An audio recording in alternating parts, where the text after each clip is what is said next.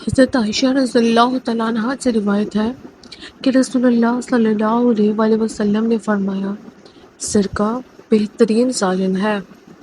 حضرت ام سعد رضی اللہ تعالیٰ عنہ فرماتی ہیں کہ میں حضرت عائشہ رضی اللہ تعالیٰ عنہ کے گھر میں موجود تھی۔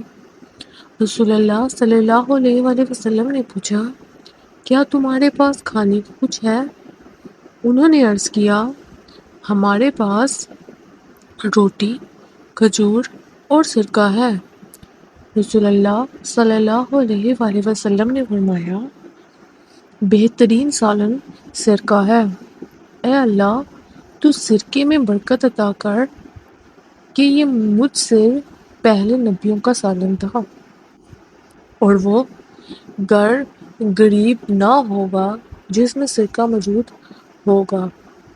سرکہ مختلف چیزوں سے تیار کیا جاتا ہے: گنے کے رس سے، جامن سے، انگور، کشمش، گندم، جو۔ انسان قدیم زمانے سے سرکہ بنانے کے فن سے واقف ہے، اور اس کے بنانے کے طریقے میں کوئی خاص تبدیلی نہیں آئی۔ الہامی کتابوں میں اس کا ذکر کثرت سے ملتا ہے۔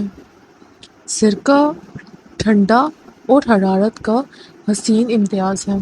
یہ جسم سے خراب مادے کو نکالتا ہے اور طبیعت کو فراغت دیتا ہے۔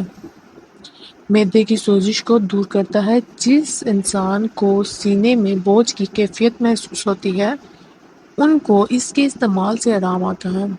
دانت کے درد میں گرم پانی میں ڈال کر غرارے کرنے سے فائدہ ہوتا ہے۔ اس طرح سرکہ مزہ اور بھی دوا بھی ہے۔